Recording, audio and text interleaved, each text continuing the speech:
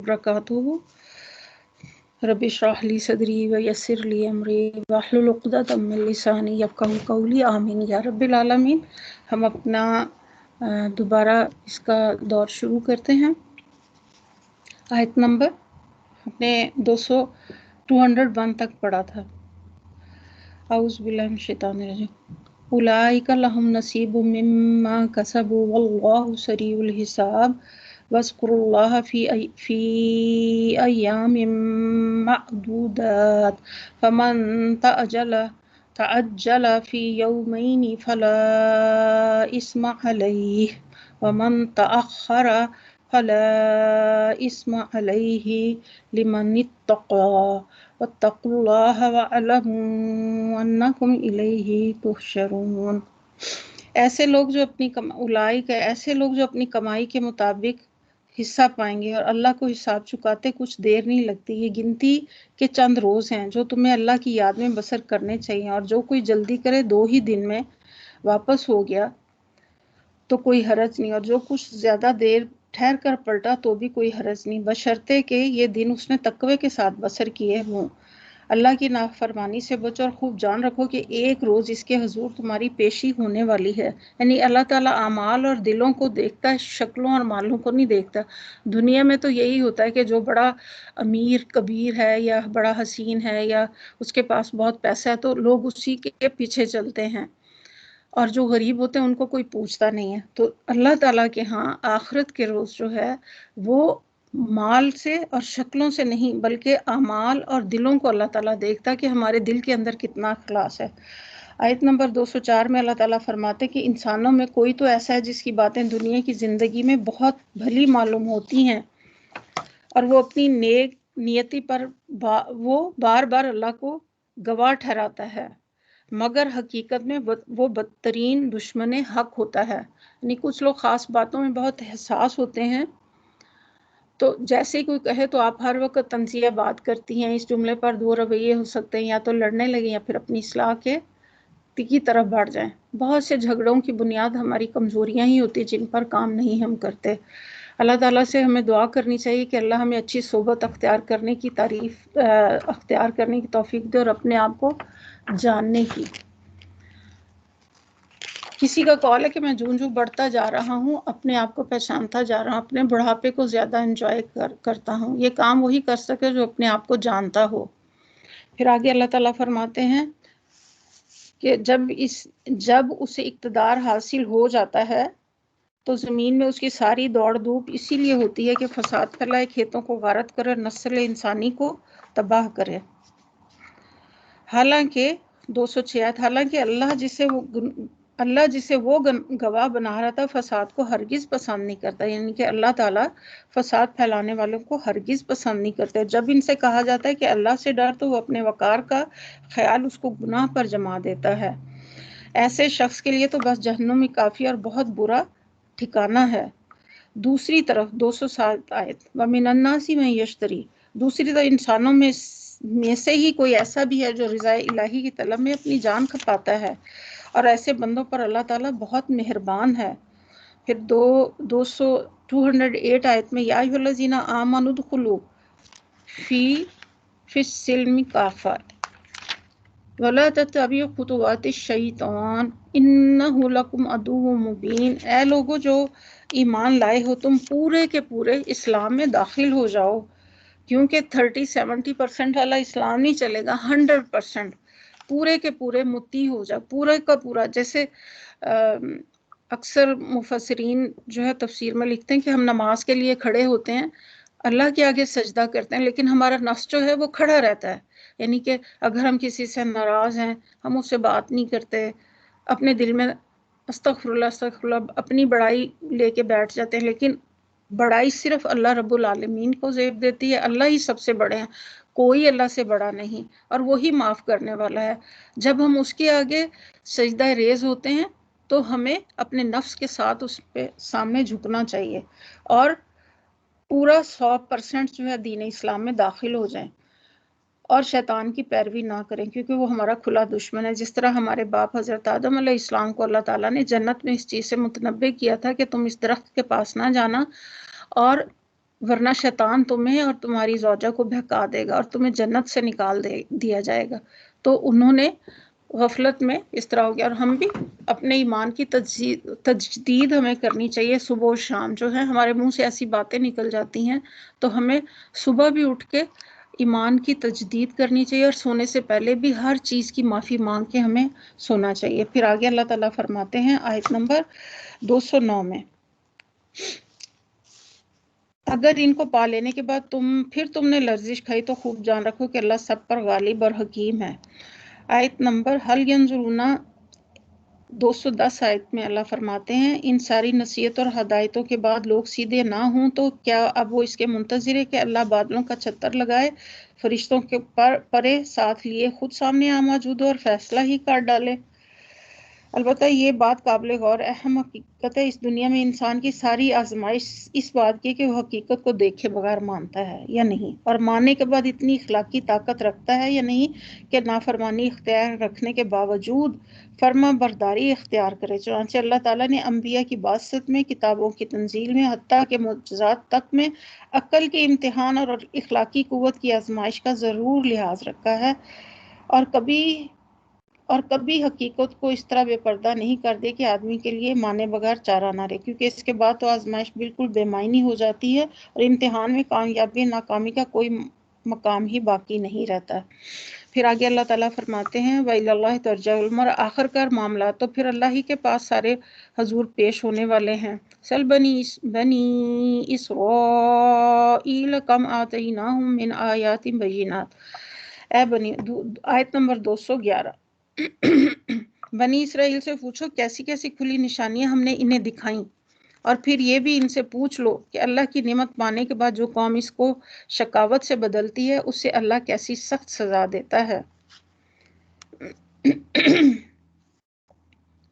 پھر آگے اللہ تعالیٰ فرماتے ہیں جن لوگوں نے کفر کی راہ اختیار کی ان کے لیے دنیا کی زندگی بڑی محبوب اور دل پسند بنا دی گئی۔ ایسے لوگ ایمان کی راہ اختیار کرنے والوں کا مذاق اڑاتے ہیں، مگر قیامت کے روز پرہیزگار لوگ ہی اس کے مقابلے میں عالی مقام ہوں گے۔ رہا دنیا کا رزق تو اللہ کو اختیار ہے جسے چاہے بے حساب دے۔ پھر آیت نمبر 213 میں اللہ تعالیٰ فرماتے ہیں کان الناس امۃ واحدہ فبعث اللہ النبیین مبشرین ومنذرین وانزلنا معهم الکتاب بالحق لیحکم بین الناس فیما اختلفوا فیہ وما اختلف فیہ الا الذین اوتوہ من بعد ما جاءتهم البينات بغيا بينهم فهدى الله الذين آمنوا لما اختلفوا فيه من الحق بإذنه والله يهدي من يشاء إلى صراط مستقيم۔ ابتدا میں سب لوگ ایک ہی طریقے پر تھے، پھر یہ حالت باقی نہ رہی اور اختلافات رونما ہوئے، تب اللہ نے نبی بھیجے جو راہ راست سوی پر بشارت دینے والے اور کج روی کے نتائج سے ڈرانے والے تھے، ان کے ساتھ کتاب حق نازل کی تاکہ حق کے بارے میں لوگوں کے درمیان جو اختلافات رونما ہو گئے ان کا فیصلہ ہو۔ اور ان اختلافات کے رونما ہونے کی وجہ یہ نہ تھی کہ ابتدا میں لوگوں کو حق بتایا نہیں گیا تھا، نہیں، اختلاف ان لوگوں نے کیا جنہیں حق کا علم دیا جا چکا تھا، انہوں نے روشن ہدایات پا لینے کے بعد محض اس لیے حق کو چھوڑ کر مختلف طریقے نکال لیے،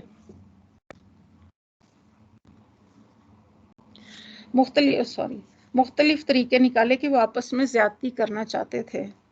فہد اللہ الذین آمنوا، اور پس جو لوگ انبیاء پر ایمان لے آئے اور انہیں اللہ نے اپنے اذن سے ان کے حق کا راستہ دکھا دیا جس میں لوگوں نے اختلاف کیا تھا، اللہ جسے چاہتا ہے، واللہ یہدی من یشاء الی صراط مستقیم۔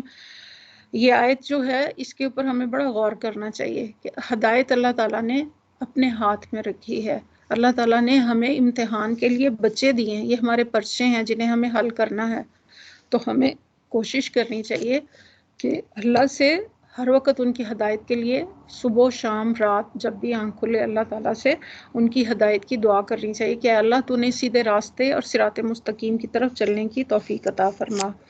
214 آیت ہے، پھر کیا تم لوگوں نے یہ سمجھ رکھا ہے ام حسبتم ان تدخلوا الجنة ولما يأتيكم مثل الذين خلوا من قبلكم مستهم البأساء والضراء وزلزلوا حتى يقول الرسول والذين آمنوا معه متى نصر الله الا ان نصر اللہ قریب۔ پھر کیا تم لوگوں نے یہ سمجھ رکھا کہ یوں ہی جنت کا داخلہ تمہیں مل جائے گا، حالانکہ ابھی تم پر وہ سب وقت نہیں گزرے جو تم سے پہلے ایمان لانے والوں پر گزر چکا ہے۔ ان پر سختیاں گزری، مصیبتیں آئیں، ہلا مارے گئے، حتیٰ کہ وقت کا رسول اور اس کے ساتھی اہل ایمان چیخ اٹھے کہ اللہ کی مدد کب آئے گی۔ اس وقت انہیں تسلی دی گئی کہ ہاں اللہ کی مدد قریب ہے۔ یسألونک ماذا ينفقون، آیت نمبر 215۔ قل ما انفقتم من خیر فللوالدین والاقربین والیتامی والمساکین وابن السبیل۔ لوگ پوچھتے ہیں کہ ہم کیا خرچ کریں، جواب دو کہ جو مال بھی تم خرچ کرو اپنے والدین پر، رشتہ داروں پر، یتیموں اور مسکینوں اور مسافروں پر، اور جو بھلائی بھی تم کرو گے اللہ کے ہاں باخبر ہے۔ ان چیزوں کو ہم لکھ لیں کہ کیا ہمیں پسند ہے۔ پھر اللہ تعالیٰ آگے آیت نمبر 216 میں فرماتے ہیں تمہیں جنگ کا حکم دیا گیا ہے اور وہ تمہیں ناگوار ہے۔ ہو سکتا ہے کہ ایک چیز تمہیں ناگوار اور وہی تمہارے لیے بہتر ہو، اور ہو سکتا ہے کہ ایک چیز تمہیں پسند نہ ہو اور وہی تمہارے لیے بری۔ اللہ جانتا ہے اور تم نہیں جانتے۔ آپ دیکھیں حضرت موسیٰ علیہ السلام کی والدہ کو جب دل میں اللہ تعالیٰ نے القاء کیا کہ وہ اپنے بچے کو تابوت میں ڈالے اور اس کے بعد اسے دریائے نیل میں ڈال دے، ایک ماں کے دل کی کیا کیفیت ہوگی۔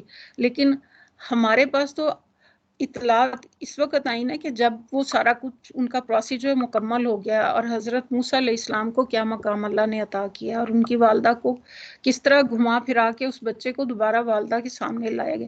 تو ہمیں نہیں پتا ہوتا کہ یہ آزمائش جو ہمارے اوپر آئی ہے، یہ جو مشکل آئی ہے، اس کے پس منظر میں ہمارے لیے اللہ تعالیٰ نے کیا خیر رکھی ہے۔ بعض اوقات ہم واقعی چیخ پڑتے ہیں کہ اتنی سخت آزمائش ہے یا اتنی تکلیف ہے، اس سے ہم کیسے نکلیں گے، لیکن اللہ جانتا ہے، ہم نہیں جانتے۔ آپ یقین کریں کہ ہم ہرگز نہیں جانتے کہ اس مشکل میں ہمارے لیے کیا خیر ہے۔ تو ہمیں اپنے اس ایمان کو، اس یقین کو صبح و شام جو ہے ٹٹولنا چاہیے اپنے دل کو اس چیزوں کے لیے۔ پھر آگے، اور ہر مصیبت میں صبر اور اجر ہے۔ اگر ہم ہر مصیبت پر صبر کریں گے انشاءاللہ، اور اس کے اجر میں ہمارا اضافہ ہوتا جائے گا، کیونکہ فوراً ہی ہم پڑھتے ہیں انا للہ و انا الیہ راجعون کہ یہ سب کچھ اللہ کی طرف سے ہے۔ اور پھر آگے 217 آیت میں اللہ تعالیٰ فرماتے ہیں یسألونک، لوگ پوچھتے ہیں ماہ حرام میں لڑنا کیسا، کہو اس میں لڑنا بہت برا ہے۔ راہ خدا سے لوگوں کو روکنا اور اللہ سے کفر کرنا اور مسجد حرام کا راستہ خدا پرستوں پر بند کرنا اور حرم کے رہنے والوں کو وہاں سے نکالنا اللہ کے نزدیک اس سے زیادہ برا ہے اور فتنہ خون ریزی سے زیادہ شدید تر ہے۔ یہ بات ایک واقعہ سے متعلق ہے۔ رجب 2 ہجری میں آپ صلی اللہ علیہ وسلم نے 8 آدمیوں کا ایک دستہ نخلا کی طرف بھیجا تھا، اور جو مکہ اور طائف کے درمیان ایک مقام ہے۔ اس کو ہدایت فرما دی کہ قریش کی نقل و حرکت اور اس کے آئندہ ارادوں کے متعلق معلومات حاصل کرے۔ جنگ کی کوئی اجازت آپ نے نہیں دی تھی، لیکن ان لوگوں کو راستے میں قریش کا ایک چھوٹا سا تجارتی قافلہ ملا۔ اس پر انہوں نے حملہ کر کے ایک آدمی کو قتل کیا اور باقی لوگوں کو ان کے مال سمیت گرفتار کر کے مدینہ لے۔ یہ کاروی ایسے وقت میں ہوئی کہ رجب ختم اور شعبان شروع ہو رہا تھا، اور شبہ تھا کہ آیا حملہ رجب یعنی ماہ رمضان میں ہی ہوا یا نہیں، لیکن قریش نے اور ان سے درپردہ ملے یہودی اور منافقین مدینہ میں مسلمانوں کے خلاف پروپیگنڈا کرنے کے لیے اس واقعے کو خوب شہرت دی اور سخت اعتراضات شروع کر دی۔ یہ لوگ چلے ہیں بڑے اللہ والے بن کر، اور حال یہ ہے کہ ماہ حرام میں خون ریزی سے نہیں چوکتے۔ اس آیت میں وہی جواب دیا گیا ہے کہ بلا شبہ ماہ حرام میں لڑنا بہت بڑی حرکت ہے، مگر اس پر اعتراض کرنا ان لوگوں کو تو کم از کم زیب نہیں دیتا جنہوں نے 13 برس مسلسل اپنے سینکڑوں بھائیوں پر صرف ظلم توڑے ہیں کہ وہ ایک خدا پر ایمان لائے تھے۔ یہ وہ واقعہ ہے۔ پھر آگے اللہ تعالیٰ فرماتے ہیں اور وہ تم سے لڑے ہی جائیں گے، حتیٰ کہ اگر ان کا بس چلے تو تمہیں دین سے پھیر لے جائیں گے، اور خوب جان لو کہ تم میں سے کوئی اس دین سے پھرے گا اور کفر کی حالت میں جان دے گا، ان کے اعمال دنیا اور آخرت دونوں میں ضائع ہو جائیں گے۔ ایسے سب لوگ جہنمی اور اس میں ہمیشہ رہیں گے۔ اللہ سے ہمیں دین پر استقامت کی دعا کرنی چاہیے کہ اللہ تعالیٰ ہمیں دین پر استقامت عطا فرمائے اور ہمارا خاتمہ، ہم سب کا خاتمہ اللہ تعالیٰ ایمان پر کریں۔ پھر آگے اللہ تعالیٰ فرماتے ہیں ان الذین آمنوا والذین حاجروا وجاہدوا فی سبیل اللہ، بخلاف اس کے کہ جو لوگ ایمان لائے اور جنہوں نے اللہ کی راہ میں اپنا گھر بار چھوڑا اور جہاد کیا۔ جہاد کے معنی کسی مقصد کو حاصل کرنے کے لیے اپنی انتہائی کوشش صرف کر دینا، یہ محض جنگ کے ہم معنی نہیں، جنگ کے لیے تو قتال کا لفظ ہے، جہاد سے اس وسیع تر مفہوم رکھتا ہے اور اس میں ہر قسم کی جد و جہد شامل ہے۔ مجاہد وہ شخص ہے جو ہر وقت اپنے مقصد کی دھن میں لگا ہو، دماغ سے اسی کے لیے تدبیریں سوچے، زبان و قلم سے اسی کی تبلیغ کرے، ہاتھ پاؤں سے اسی کے لیے دوڑ دھوپ کرے اور محنت کرے اور اپنے تمام امکانی وسائل اس کو فروغ دینے میں صرف کر دے اور ہر اس مزاحمت کا پوری قوت کے ساتھ مقابلہ کرے جو اس کی راہ میں پیش آئے، حتیٰ کہ جب جان کی بازی لگانے کی ضرورت ہو تو پھر اس میں بھی دریغ نہ کیا جائے۔ اس کا نام ہے جہاد۔ اور جہاد فی سبیل اللہ یہ ہے کہ جب سب کچھ صرف اللہ کی رضا کے لیے اور غرض کے لیے کیا جائے تو اللہ کا دین اس کی زمین پر قائم ہو اور اللہ کا سارے کلموں میں پر غالب آ جائے۔ اللہ کا کلمہ، اس کے سوا کوئی غرض مجاہد کے پیش نظر نہیں ہونی چاہیے۔ اور جہد جو ہے وہ یہ بھی ہے، جہاد یہ بھی ہے کہ ہم برائی کو چھوڑ کے اچھائی کی طرف آئیں، تو ہمیں ہر حال میں ہر طرح سے کوشش کرنی ہے۔ آگے اللہ تعالیٰ فرماتے ہیں رحمت اللہ کے جائز امیدوار ہیں، یرجون رحمت اللہ واللہ غفور الرحیم، اور اللہ ان کی لرزشوں کو معاف کرنے والا اور اپنی رحمت سے انہیں نوازے گا۔ پھر یسألونک عن الخمر والمیسر، پوچھتے ہیں شراب اور جوئے کا کیا حکم، کہو ان دونوں چیزوں میں بڑی خرابی ہے، اگر ان میں لوگوں کے لیے کچھ نفع بھی ہے مگر ان کا گناہ ان کے فائدے سے زیادہ ہے۔ پھر آگے پوچھتے ہیں ہم اللہ کی راہ میں کیا خرچ کریں، جو کچھ تمہاری ضرورت سے زیادہ ہو، اس طرح اللہ تمہارے لیے صاف صاف احکامات بیان کرتا ہے، شاید کہ تم دنیا اور آخرت دونوں کی فکر کرو۔ پھر آگے اللہ تعالیٰ فرماتے ہیں پوچھتے ہیں یتیموں کے ساتھ کیا معاملہ کیا جائے، کہو جس طرز عمل میں ان کے لیے بھلائی ہو وہی اختیار کرو۔ اس آیت کے نزول سے پہلے قرآن میں یتیموں کے حقوق کی حفاظت کے متعلق بار بار سخت احکامات آ چکے ہیں، اور یہاں تک فرمایا کہ یتیم کے مال کے پاس نہ پھٹکو، اور یہ کہ جو لوگ یتیموں کا مال ظلم کے ساتھ کھاتے ہیں وہ اپنے پیٹ میں آگ بھرتے ہیں۔ ان شدید احکامات کی بنا پر وہ لوگ جن کی تربیت میں یتیم بچے تھے اس قدر خوفزدہ ہو گئے تھے کہ انہوں نے ان کا کھانا پینا تک اپنے سے الگ کر دیا۔ اس احتیاط پر بھی انہیں ڈر تھا کہ کہیں یتیموں کے مال کا کوئی حصہ ان کے مال میں نہ مل جائے، اسی لیے انہوں نے آپ صلی اللہ علیہ وسلم سے دریافت کیا کہ ان بچوں کے ساتھ ہمارے معاملے کی صحیح صورت کیا ہے۔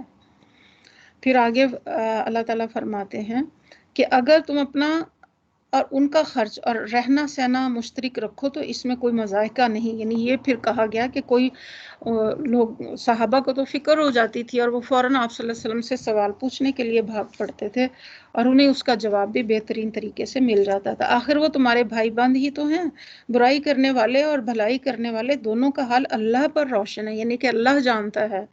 اللہ چاہتا ہے تو اس معاملے میں تم پر سختی کرتا ہے، مگر وہ صاحب اختیار ہونے کے ساتھ ساتھ صاحب حکمت بھی ہے۔ یہاں 220 آیت ختم ہو جاتی ہے۔ 221 آیت، تم مشرک عورتوں سے ہرگز نکاح نہ کرنا جب تک کہ وہ ایمان نہ لے آئیں، وہ ایک مومن لونڈی مشرک شریف زادی سے بہتر ہے۔ یہاں لونڈی مومن یعنی کہ مسلمان لونڈی مومن لونڈی کو تک فوقیت دی گئی ہے مشرک عورت، اگرچہ وہ تمہیں بہت پسند ہو، اور اپنی عورتوں کے نکاح مشرک مردوں سے کبھی نہ کرنا جب تک کہ وہ ایمان نہ لے آئیں، ایک مومن غلام مشرک شریف سے بہتر ہے۔ وَلَوْ أَعْجَبَكُمْ أُولَٰئِكَ يَدْعُونَ إِلَى النَّارِ، اگر وہ تمہیں بہت پسند ہے، یہ لوگ تمہیں آگ کی طرف بلاتے ہیں۔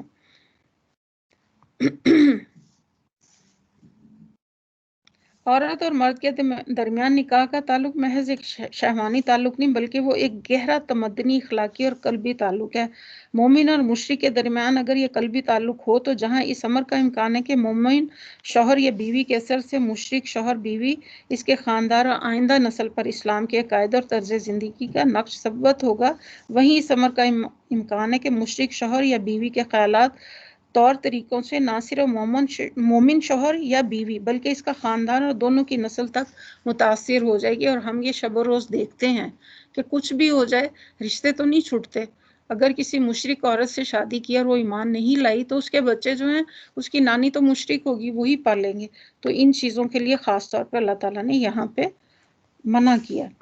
پھر آگے اللہ تعالیٰ فرماتے ہیں وَيَسْأَلُونَكَ عَنِ الْمَحِيضِ, پوچھتے ہیں حیض کا کیا حکم, کہو کہ وہ گندگی کی حالت ہے, اس میں عورتوں سے الگ رہو, ان کے قریب نہ جاؤ جب تک کہ وہ پاک نہ ہو جائیں. اصل میں اذا کا لفظ استعمال ہوا جس کے معنی گندگی کے ہیں اور بیماری کے. حیض صرف ایک گندگی نہیں بلکہ طبی حیثیت سے وہ ایک ایسی حالت ہے جس میں عورت تندرستی کی بنسبت بیماری سے زیادہ قریب ہوتی ہے. تو یہاں پہ فرمایا وَلَا تَقْرُبُوهُنَّ حَتَّى يُطَهَّرْنَ, جب تک وہ پاک نہ ہو جائیں ان کے قریب نہ جاؤ. یعنی قرآن مجید میں اس قسم کے معاملات کو اشاروں اور کناروں سے بیان کیا, اس لیے اس میں الگ رہو یعنی قریب نہ جاؤ. مگر اس کا مطلب یہ نہیں کہ حائضہ عورت کے ساتھ ایک فرش پر بیٹھنے یا ایک جگہ کھانا کھانے سے اعتراض کیا جائے, یہ بالکل چھوٹ چھات بنا کے رکھ دیا جائے جیسا کہ یہود اور ہنود اور بعض دوسری قوموں کا دستور ہے. آپ صلی اللہ علیہ وسلم نے اس حکم کی جو توضیح فرمائی اس سے معلوم ہوتا ہے کہ حالت حیض میں صرف فعل مباشرت سے پرہیز ہے, باقی تعلقات بدستور برقرار رہتے ہیں. پھر آگے اللہ تعالیٰ فرماتے جب وہ پاک ہو جائیں تو ان کے پاس جو اس طرح جیسے کہ اللہ نے تمہیں حکم دیا. یہاں حکم سے مراد شرعی نہیں ہے بلکہ وہ فطری حکم مراد ہے جو انسان اور حیوان اور سب کی جبلت میں ودیت کیا گیا ہے اور جس سے ہر متنصف باتبہ واقف ہے. پھر آگے اللہ تعالیٰ فرماتے ہیں نساؤکم حرث لکم, اور تمہاری عورتیں تمہاری کھیتی ہیں, تمہیں اختیار ہے جس طرف سے چاہو اس کھیتی میں آؤ. یعنی فطرتاً اللہ تعالیٰ نے عورتوں مردوں کے لیے سیرگاہ نہیں بنایا بلکہ ان دونوں کے درمیان کھیت اور کسان کا تعلق ہے. کھیت میں کسان محض تفریح کے لیے نہیں جاتا بلکہ اس لیے جاتا ہے کہ اس سے پیدا حاصل کرے. نسل انسانی کے کسان کو بھی انسانیت کی اس کھیتی میں اس لیے جانا چاہیے کہ وہ اس سے نسل کی پیداوار حاصل کرے. اللہ کی شریعت کو اس سے بحث نہیں کہ تم اس کھیت میں کاشت کس طرح کرتے, البتہ اس کا مطالبہ تم سے یہ ہے کہ جاؤ اس غرض کے لیے جاؤ کہ اس سے پیداوار حاصل کر سکو. پھر آگے اللہ تعالیٰ فرماتے ہیں کہ مگر اپنے مستقبل کی فکر کرو اور اللہ کی ناراضگی سے بچو. جان لو کہ تمہیں ایک دن اس سے ملنا. اے نبی صلی اللہ علیہ وسلم جو تمہاری ہدایات کو مان لیں انہیں فلاح و سعادت کا مسئلہ سنا دیں. ببشر المومنین. پھر آگے اللہ تعالیٰ فرماتے ہیں وَلَا تَجْعَلُوا اللَّهَ, اللہ کے نام کو ایسی قسمیں کھانے کے لیے استعمال نہ کرو جن سے مقصود نیکی اور تقوی اور بندگان خدا کی بھلائی کے کاموں سے باز رہنا ہو. حدیث سے معلوم ہوتا ہے کہ جس شخص نے کسی بات کی قسم کھائی اور بعد میں اس پر واضح ہو جائے کہ اس قسم کے توڑ دینے میں خیر اور بھلائی ہے, اسے قسم توڑ دینی چاہیے اور کفارہ ادا کرنا چاہیے. قسم توڑنے کا کفارہ 10 مسکینوں کو کھانا کھلانا یا انہیں کپڑا پہنانا یا ایک غلام آزاد کرنا یا 3 دن کے روزے رکھنا ہے. انشاءاللہ اسے ہم سورۃ مائدہ میں تفصیل سے پڑھیں گے. اور بعض اوقات زبان سے نکل جاتی ہیں ایسی قسموں پر کفارہ نہ ہو بشرطے کہ تقیہ کلام کے بلا ارادہ جو قسمیں زبان سے نکلتی ہیں ایسی قسموں پر کفارہ ہے اور نہ ان پر کوئی پکڑ ہوگی. پھر آگے اللہ تعالیٰ فرماتے ہیں جو بے معنی قسمیں تم بلا ارادہ کھایا کرتے ان پر اللہ گرفت نہیں کرتا. اور خاص طور پہ ہمیں یہ دیکھنا چاہیے کہ واقعی اگر حقیقتاً ہم نے کسی چیز کے لیے قسم کھائی ہے اور وہ صحیح نہیں ہے تو اس قسم کو توڑنے کا ہم پہ لازم ہے کہ ہم اس کا کفارہ ادا کریں.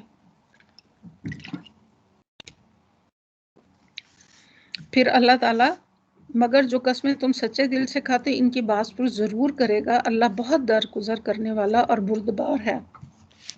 پھر آگے اللہ تعالیٰ فرماتے جو لوگ اپنی عورتوں سے تعلق نہ رکھنے کی قسم کھاتے ہیں ان کے 4 مہینے کی مہلت ہے. اصطلاحی شرح میں اس کو اعلیٰ کہتے ہیں. میاں بیوی کے درمیان تعلقات ہمیشہ خوشگوار تو نہیں رہ سکتے, بگاڑ کے اسباب پیدا ہوتے ہیں, لیکن ایسے بگاڑ کو اللہ کی شریعت پسند نہیں کرتی کہ دونوں ایک دوسرے کے ساتھ قانونی طور پر رشتہ ازدواج میں تو بندھے رہیں مگر عملاً ایک دوسرے سے اس طرح لگ رہے ہیں کہ گویا وہ میاں بیوی نہیں. ایسے بگاڑ کے لیے اللہ تعالیٰ نے 4 ماہ کی مدت مقرر کی ہے. یا تو اس دوران میں اپنے تعلقات درست کر لو ورنہ ازواج کا رشتہ منتقل کر لو تاکہ دونوں ایک دوسرے سے آزاد ہو کر جس سے نباہ کر سکیں اس کے ساتھ نکاح کریں. آیت میں چونکہ قسم کھانے کے الفاظ استعمال اسی لیے فقہ حنفیہ اور شافعیہ نے اس آیت کا منشا یہ سمجھا کہ جہاں شوہر نے بیوی سے تعلق زن و شو نہ رکھنے کی قسم کھائی صرف وہی اس حکم کے اطلاق میں ہوگا، باقی رہا قسم کھائے بغیر تعلق قطع کر لینا، تو یہ خواہ کتنی طویل مدت ہو، اس آیت کا حکم اس صورت میں ہوگا۔ بہرحال ہمیں اس طرح کی قسمیں کھانے سے گریز کرنا چاہیے اور اللہ سے توبہ استغفار کرنا چاہیے۔ فَإِنَّ اللَّهَ غَفُورٌ رَحِيمٌ، تو اللہ معاف کرنے والا رحیم ہے۔ اور اگر انہوں نے طلاق ہی کی ٹھان لی ہو تو جان رہیں کہ اللہ سب کچھ سنتا اور جانتا ہے۔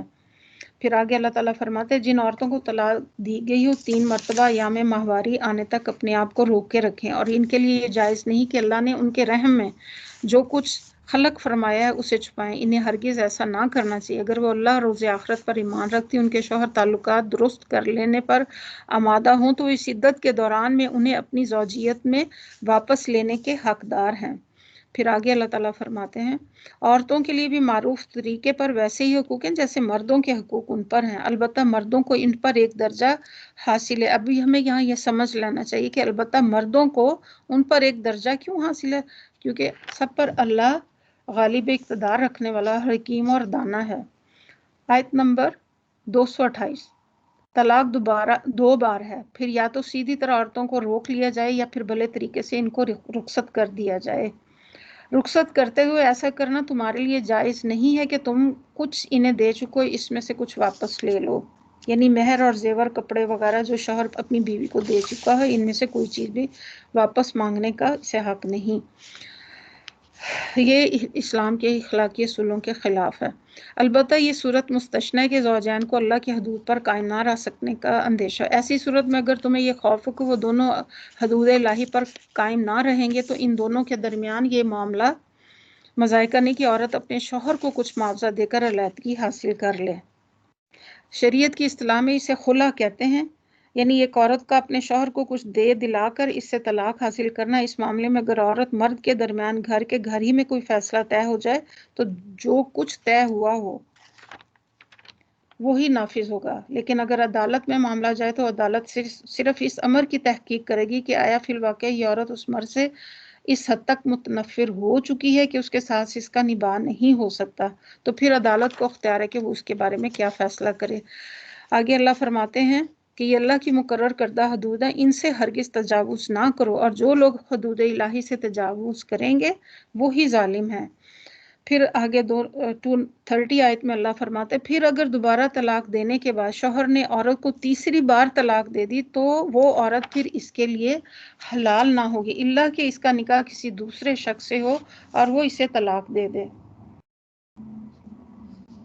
اور پھر اس میں خاص طور پہ یہ چیز احادیث سے صحیح معلوم ہوتا کہ اگر کوئی شخص محض اپنی متعلقہ بیوی کو اپنے لیے حلال کرنے کی خاطر کسی سازش کے طور پر اس کا نکاح کرائے اور پہلے سے یہ طے کرے کہ وہ نکاح کے بعد اسے طلاق دے دے گا تو یہ سراسر ایک ناجائز فعل ہے، ایسا نکاح نہ ہوگا بلکہ محض ایک بدکاری ہوگی، اور ایسے سازشی نکاح و طلاق سے عورت ہرگز نہ سابق شوہر کے لیے نہ حلال ہوگی۔ اسے حضرت علی رضی اللہ، ابن مسعود رضی اللہ اور حضرت ابو ہریرہ، عقبہ بن عامر رضی اللہ کی متفقہ روایات ہیں کہ آپ صلی اللہ علیہ وسلم نے اس طریقے سے حلالہ کرنے اور حلالہ کرانے والے پر لعنت فرمائی ہے۔ پھر آگے اللہ تعالیٰ فرماتے تب اگر پہلا شوہر یہ عورت خیال کریں کہ حدود الہی پر قائم رہیں تو ان کے لیے ایک دوسرے کی طرف رجوع کرنے میں کوئی مذاق نہیں، یہ اللہ کی مقرر کردہ حدیں جنہیں وہ اس کی ہدایت کے لیے واضح کرتا ہے جو جانتے ہیں۔ پھر اس میں بھی ایک اور نقطہ ہے کہ اگر ایک عورت نے طلاق لی اور کچھ عرصے کے لیے، یعنی کہ وہ اس نے طلاق لے لی اور اس نے پھر کچھ عرصے کے بعد عدت کے بعد دوسری شادی کر لی، 1-2 سال گزر گئے، اور اگر اس صورت میں اس کے شوہر کی ڈیتھ ہو گئی ہے یا پھر ان کے ساتھ نہیں بنی، اس میں کوئی ان کی یہ نیت نہیں، کیونکہ اللہ دلوں کے حال جاننے والے، ایسی ہرگز نیت نہیں ہے کہ میں اس سے طلاق لے کے پہلے شوہر سے مل لوں گی، تو پھر اس صورت میں اگر 6 مہینے گزر جاتے ہیں اور اگر پہلے شوہر کو پتہ چلتا ہے اگر وہ رجوع کرے تو اس صورت میں حلال ہے، اور پھر اللہ کہتے ہیں کہ اللہ دلوں کے حال جاننے والے۔ پھر آیت نمبر 231 میں فرمایا جب تم عورتوں کو طلاق دے دو اور ان کی عدت پوری ہونے کو آئے تو بھلے طریقے سے انہیں روک لو یا بھلے طریقے سے رخصت کر دو، محض ستانے کی خاطر انہیں نہ روکے رکھنا کہ یہ زیادتی ہوگی، اور جو ایسا کرے گا وہ در حقیقت اپنے اوپر ہی ظلم کرے گا، یعنی ایسا کرنا درست نہیں۔ ایک شخص اپنی بیوی کو طلاق دے اور عدت گزرنے سے پہلے محض اس کی طرح رجوع کر لے اور پھر اسے ستائے اور دکھ کرنے کا موقع دے۔ اللہ تعالیٰ ہدایت فرماتا ہے کہ رجوع کرتے ہو تو اس نیت سے کرو کہ اب حسن سلوک سے رہنا ہے، ورنہ بہتر ہے کہ شریفانہ طریقے سے اسے رخصت کر دو۔ وہ در حقیقت اپنے اوپر ظلم۔ اللہ کی آیات کا کھیل نہ بناؤ، بھول نہ جاؤ کہ اللہ نے اس نعمت عظمیٰ سے تمہیں سرفراز کیا ہے۔ یہ اللہ نے ہمیں نعمتیں دی ہیں۔ وہ تمہیں نصیحت کرتا ہے کہ جو کتاب اور حکمت اس نے تم پر نازل کی اس کا احترام ملحوظ رکھو، اللہ سے ڈرو، واتقوا اللہ واعلموا ان اللہ بکل شیء علیم، اور خوب جان لو کہ اللہ کو ہر بات کی خبر ہے۔ لوگوں کے سامنے اگر ہم چھپائیں گے لیکن میرا رب تو ہر چیز کو جانتا ہے۔ پھر آگے اللہ فرماتے ہیں اور جب تم اپنی عورتوں کو طلاق دے چکو اور وہ اپنی عدت پوری کر لیں تو پھر ان میں مانے نہ ہو کہ وہ اپنی زیر تجویز شوہروں سے نکاح کر لیں جبکہ وہ معروف طریقے سے باہم مناکحت پر راضی ہوں۔ یعنی اگر عورت کو اس کے شوہر نے طلاق دے دی ہو اور زمانہ عدت کے اندر اسے رجوع نہ کیا ہو، پھر عدت گزر جانے کے بعد وہ دونوں آپس میں دوبارہ نکاح کرنے پر راضی ہوں تو عورت کے رشتہ داروں کو اس میں رکاوٹ نہ ہونا چاہیے۔ نیز اس کا مطلب یہ ہو سکتا ہے جو شخص اپنی بیوی کو طلاق دے چکا اور عورت عدت کے بعد اس سے آزاد ہو کر کہیں دوسری جگہ اپنا نکاح کرنا چاہتی ہے تو اس کے سابق شوہر کو اس طرح کی گھٹیا حرکتیں نہیں کرنی چاہیے کہ اس کے نکاح میں وہ ایسی حرکت کرے۔ اگر تم اللہ اور روز آخرت پر ایمان لانے والے، تمہارے لیے شائستہ اور پاکیزہ طریقہ یہی کہ اس سے باز رہو، اللہ جانتا ہے تم نہیں جانتے۔ پھر آگے آیت نمبر 233 میں جو باپ چاہتے ہیں کہ ان کی اولاد پوری مدت رضاعت تک، اب یہ رضاعت کے اصول اللہ تعالیٰ واضح کر رہے ہیں کہ دودھ پیے تو مائیں اپنے بچوں کو کامل 2 سال دودھ پلائیں۔ یہ اس صورت میں حکم ہے کہ جبکہ زوجان ایک دوسرے سے لاتا ہو چکے ہوں، خواہ طلاق کے ذریعے یا خلا یا فسخ اور تفریق کے ذریعے سے عورت کی گود میں بچہ دودھ پیتا ہے۔ اس صورت میں بچے کے باپ کو پھر اللہ تعالیٰ حکم دیتے ہیں کہ معروف طریقے سے انہیں کھانا اور کپڑا دینا ہوگا، مگر کسی پر اس کی وسعت سے بڑھ کر بار نہ ڈالنا چاہیے۔ نہ تو مال کو اس وجہ سے تکلیف میں ڈالا جائے کہ بچہ اس کا ہے، اور نہ ہی باپ کو اس وجہ سے تنگ کیا جائے کہ بچہ اس کا ہے۔ دودھ پلانے والی کا یہ حق جیسا بچے کے باپ پر ہے ویسا ہی اس کے وارث پر بھی ہے، یعنی اگر باپ مار جائے تو جو اس کی جگہ بچے کا ولی ہو اسے حق ادا کرنا ہوگا۔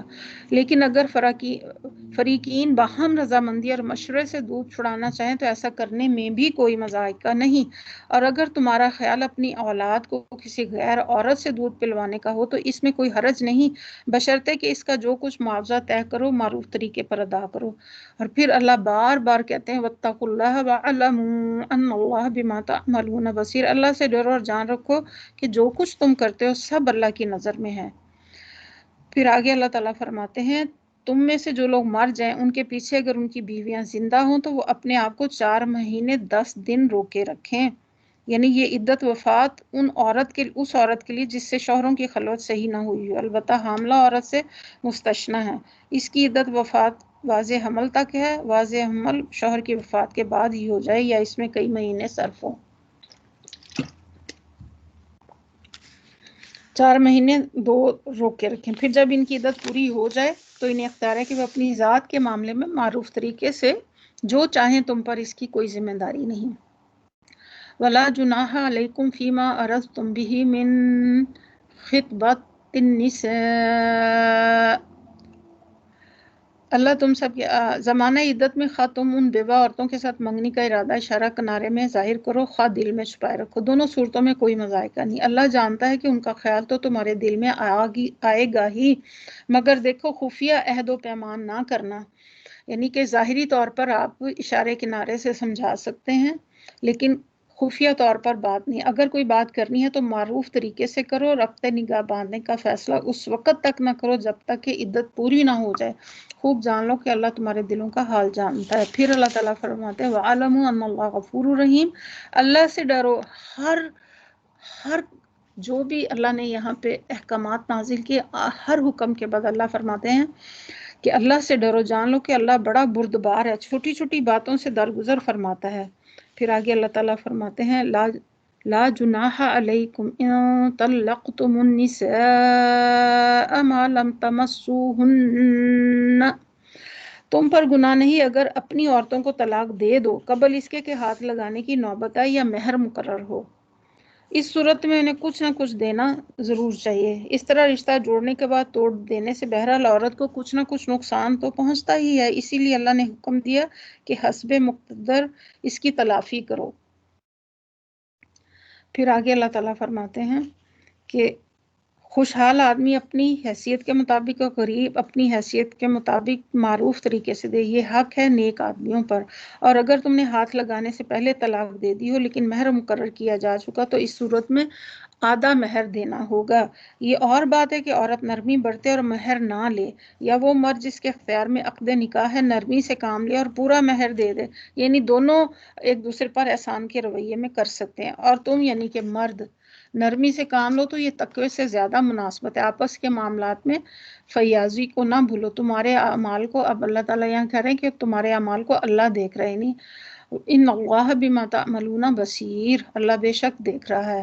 پھر آگے اللہ فرماتے ہیں حافظوا علی الصلاۃ والصلاۃ الوسطی، اپنی نمازوں کی نگہداشت کرو۔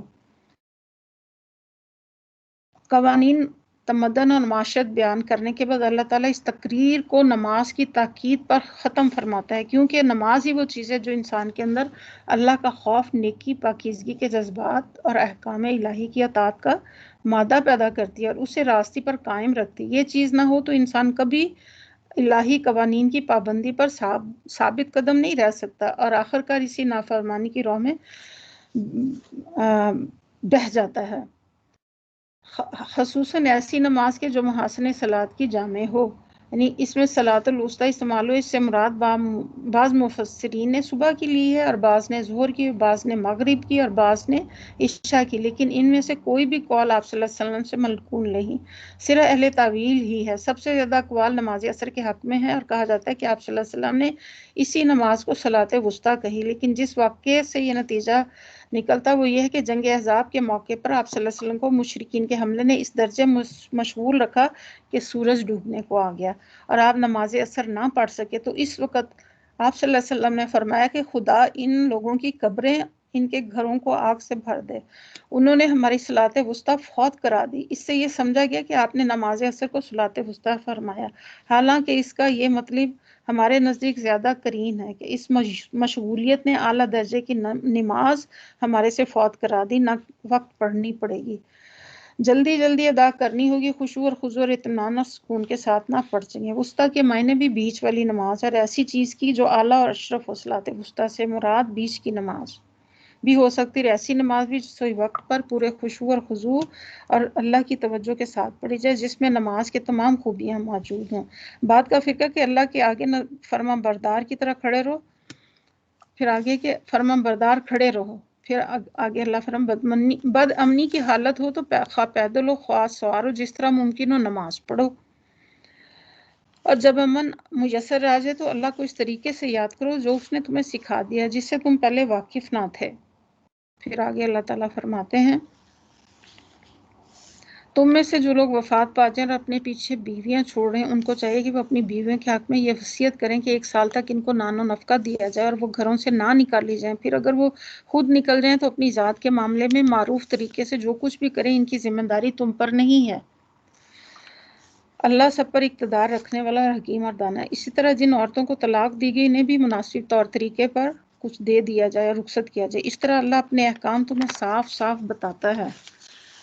امید ہے کہ تم سب سمجھ بوجھ کا کام کرو گے۔ پھر آگے اللہ فرماتے ہیں تم نے ان لوگوں کے حال پر بھی غور کیا جو موت کے ڈر سے اپنے گھر بار چھوڑ کر نکلے تھے اور ہزاروں کی تعداد میں تھے، اللہ نے ان سے فرمایا مر جاؤ، پھر اس نے ان کو دوبارہ زندگی بخشی۔ حقیقت یہ کہ اللہ انسان پر بڑا ہی فضل فرمانے والا، مگر اکثر لوگ شکر ادا نہیں کرتے۔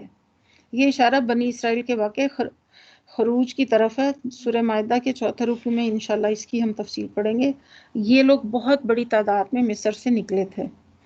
اللہ انسان پر بڑا فضل، مگر اکثر لوگ شکر ادا نہیں کرتے۔ مسلمانوں اللہ کی راہ میں جنگ کرو اور جان رکھو کہ اللہ سننے والا اور جاننے والا ہے۔ بار بار یہی کہا گیا۔ تم میں سے کون ہے جو اللہ کو قرض حسنہ دے؟ قرض حسنہ کا لفظی ترجمہ اچھا کر، اس سے مراد ایسا کر جو خالص نیکی کے جذبے سے بغیر کسی غرض کے کسی کو دیا جائے، اس طرح جو مال راہ خدا میں خرچ کیا جائے اسے اللہ تعالیٰ اپنے ذمہ قرض قرار دیتا ہے اور وعدہ کرتا ہے کہ نہ صرف اصل ادا کروں گا بلکہ اس سے کئی گنا زیادہ دوں گا۔ اللہ کے اختیار میں اور بڑھانا بھی اسی کے اختیار میں، تو ہمیں پلٹ کر اسی کی طرف جانا ہے۔ پھر آگے اللہ تعالیٰ آیت نمبر 246 میں فرماتے، پھر تم نے اس معاملے پر بھی غور کیا کہ جو موسیٰ کے بعد سرداران بنی اسرائیل کو پیش آیا تھا، انہوں نے اپنے نبی سے کہا کہ ہمارے لیے ایک بادشاہ مقرر کر دو تاکہ ہم اللہ کی راہ میں جنگ کریں۔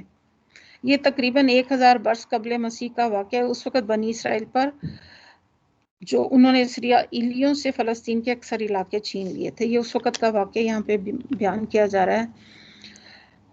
نبی نے پوچھا کہیں ایسا تو نہ ہوگا کہ تم کو لڑائی کا حکم دیا جائے اور پھر تم نہ لڑو؟ کہنے لگے بھلے ایسے کیسے ہو سکتا ہے، ہم اللہ کی راہ میں نہ لڑیں جبکہ ہمیں اپنے گھروں سے نکال دیا گیا اور ہمارے بال بچے ہم سے جدا کر دیے گئے ہیں۔ مگر جب ان کو جنگ کا حکم دیا گیا تو ایک قلیل تعداد کے سوا سب پیٹھ موڑ گئے، اور اللہ ان میں سے ایک ایک ظالم کو خوب جانتا ہے۔ پھر آگے اللہ فرماتے کہ ان کے نبی نے ان سے کہا کہ اللہ نے طالوت کو تمہارے لیے بادشاہ مقرر کیا ہے۔ یہ سن کر وہ بولے ہم پر بادشاہ بننے کا وہ کیسے حقدار ہو گیا، اس کے مقابلے میں بادشاہ کے ہم زیادہ مستحق ہیں۔ وہی مشرکین مکہ والی بات کہ نبی صلی اللہ علیہ وسلم پر کیوں وہی آئی، سرداروں پر کیوں نہیں آ گئے، وہ تو کوئی بڑا مالدار آدمی نہیں، وہی مال کی بات آ گئی۔ نبی نے جواب دیا اللہ نے تمہارے مقابلے میں اسی کو منتخب کیا اور اس کو دماغی اور جسمانی دونوں قسم کی اہلیتیں فراوانی کے ساتھ عطا فرمائی ہیں، اور اللہ کو اختیار ہے کہ وہ اپنے ملک جسے چاہے دے، اللہ بہت ہی وسعت رکھتا ہے۔ اور آیت نمبر 248 اور سب کچھ اللہ کے علم میں ہے۔ اس کے ساتھ اس کے نبی نے ان کو یہ بھی بتایا کہ اللہ کی طرف سے اس کے بادشاہ مقرر ہونے کی علامت یہ کہ اس کے عہد میں وہ صندوق تمہیں واپس مل جائے گا جس میں تمہارے رب کی طرف سے تمہارے سکون قلب کے لیے کا سامان ہے، یعنی سکینت اللہ کی طرف سے ہے، جس میں آل موسیٰ آل ہارون کے چھوڑے ہوئے تبرکات ہیں جس کو اس وقت فرشتے سنبھالے ہوئے ہیں۔ اگر تم مومن ہو تو یہ تمہارے لیے بہت بڑی نشانی ہے۔ 249 آئے، پھر جب طالوت لشکر لے کے چلا تو اس نے کہا ایک دریا پر اللہ کی طرف سے تمہاری آزمائش ہونے والی، جو اس کا پانی پیے گا وہ میرا ساتھی نہیں۔ پھر دیکھیں ان کی آزمائش ہو رہی ہے۔ میرا ساتھی صرف وہ ہے جو اس سے پیاس نہ بجھائے، ہاں ایک آدھ چلو کوئی پی لے تو پی لے، مگر ایک گروہ قلیل کے سوا سب اس دریا سے سیراب ہو گئے۔ یعنی کہ یہ دریائے اردن ہے، کوئی اور ندی یا نالا۔ طالوت بنی اسرائیل کے لشکر کو لے کر اس کو پار اترنا چاہتا تھا، مگر چونکہ اس سے معلوم تھا کہ اس قوم کے اندر اخلاقیات کم ہیں، اسی لیے اس نے کارآمد اور ناکارہ لوگوں کو الگ کر کے یہ آزمائش تجویز کی۔ پھر جب طالوت اور اس کے ساتھی مسلمان دریا پار کر کے آگے بڑھے تو انہوں نے طالوت سے کہہ دیا آج ہم جالوت اور اس کے لشکروں کا مقابلہ کرنے کی طاقت نہیں رکھتے۔ لیکن جو لوگ یہ سمجھتے تھے کہ انہیں ایک دن اللہ سے ملنا ہے، اور انہوں نے کہا بارہا ایسا ہوا ہے کہ ایک قلیل گروہ اللہ کے اذن سے ایک بڑے گروہ پر غالب آ گیا، اللہ صبر کرنے والوں کا ساتھ ہے۔ 250 میں پھر جب وہ جالوت اور اس کے لشکروں کے مقابلے پر نکلے تو انہوں نے دعا کی اے رب ہم پر اپنا صبر، قالوا ربنا افرغ علینا صبرا وثبت اقدامنا وانصرنا علی القوم الکافرین، اے ہمارے رب ہم پر صبر فیضان کر دے، ہمارے قدم جما دے، اس کافر گروہ پر ہمیں فتح نصیب فرما، آمین۔ پھر آخرکار اللہ کے اذن سے انہوں نے کافروں کو مار بھگایا، اور داؤد نے جالوت کو قتل کر دیا، اور اللہ نے اسے سلطنت اور حکمت سے نوازا، اور جن جن چیزوں کا چاہا اس کو علم دیا۔ اگر اس طرح اللہ انسانوں کے گروہ کو دوسرے گروہ کے ذریعے سے ہٹاتا نہ رہتا تو زمین کا نظام بگڑ جاتا ہے۔ اللہ تعالیٰ نے اپنے زمین کے نظام کو بھی برقرار رکھنے کے لیے ایک ضابطہ بنا رکھا ہے، لیکن دنیا کے لوگوں پر اللہ کا بڑا فضل ہے کہ وہ اس طرح دفع فساد کا انتظام کرتا رہتا ہے۔ تلک آیات اللہ نتلوها علیک بالحق وانک لمن المرسلین، یہ اللہ کی آیات ہیں جو ہم ٹھیک ٹھیک تم کو سنا رہے ہیں، اور تم یقیناً ان لوگوں میں سے ہو جو رسول بنا کر بھیجے گئے ہیں۔ آج کی آیات جو ہیں اسی کے اوپر ختم ہوتی ہیں انشاءاللہ، اور پھر یہ دیکھ لیں کہ اللہ تعالیٰ اپنے بندوں کی خود حفاظت فرماتا ہے، ان کا دفاع بھی خود کرتا ہے، اور ظالموں کو ظلم سے روکتا ہے۔ کامیابی کا معیار زیادہ اسباب پر نہیں بلکہ ایمان پر ہوتا ہے، کیونکہ مومن جو ہوتا ہے وہ اسباب پر نہیں بلکہ اسباب مہیا کرنے والے کے اوپر نظر رکھتا ہے۔ اس کے ساتھ اس بات پر ہوتا ہے کہ اللہ کسی طرح اللہ کے حکم کے مطابق محنت اور تیاری کرتا ہے۔ ابن قیم کہتے ہیں کہ ابن تیمیہ رحمۃ اللہ پر جب معاملات شدت اختیار کر جاتے تو سکینت والی آیات پڑھتے، اور ان میں سے ان کو ایک بہت عظیم واقعہ بیان کرتے ہوئے سنا جو کہ ان کو بیماری میں پیش آیا، اور وہ اس کو برداشت کرنے سے عاجز تھے۔ یہ شیطانی روحوں سے جنگ کرنے اور ان سے مقابلہ کرنے کا واقعہ کہ جب ان کی قوت کمزور ہو گئی تو ان کے سامنے شیطانی روحیں ظاہر ہو گئی۔ جب معاملہ ان پر شدت اختیار کر گیا تو انہوں نے اپنے رشتہ داروں سے کہا مجھ پر سکینت والی آیات پڑھو، پھر وہ حالت ان سے ختم کر دی گئی اور وہ بیٹھ گئے اور کوئی بیماری نہ رہی۔ کسی بھی پریشانی کے وقت ان آیات کو پڑھنا دل کے سکون کا باعث ہے۔ جب انسان ان آیات کو سنتا اور پڑھتا ہے تو شیطانی حملوں اور بیماریوں سے نجات پاتا ہے، بے قراری اور بے چینی کو دور کرتا ہے، ایمان میں اضافہ فرماتا ہے۔ اعوذ باللہ من الشیطان الرجیم، بسم اللہ۔ آج کی ہماری آیات جو ہیں یہاں پر اختتام ہوتا ہے۔ اللہ تعالیٰ سے ہم دعا کرتے ہیں کہ اللہ تعالیٰ ہمیں سب سے پہلے مجھے اور آپ کو اس پر عمل کرنے کی توفیق عطا فرمائے۔ اللہ تعالیٰ جتنی دیر ہم 2 گھنٹے اس میں لگائے ہیں، اللہ تعالیٰ اسے اپنی بارگاہ میں قبولیت کا درجہ عطا فرمائے اور ہمارے اس سے گناہوں کو معاف کر دے۔ اللہ تعالیٰ ہم سے راضی ہو جائے اور اللہ ہمیں معاف کر دے جو ہم سے صبح و شام چھوٹی چھوٹی غلطیاں ہوتی رہتی ہیں۔ اللہ سے ہر وقت ہمیں دعا کرنی چاہیے، اور ساتھ ساتھ ہم جو یہ آیات پڑھتے ہیں اس کے ساتھ ساتھ ہمیں اپنا نفس کا تزکیہ کرتے چلے جانا چاہیے۔ سبحانک اللہم و بحمدک، اشہد ان لا الہ الا انت، نستغفرک و نتوب الیک۔ آمین یا رب العالمین۔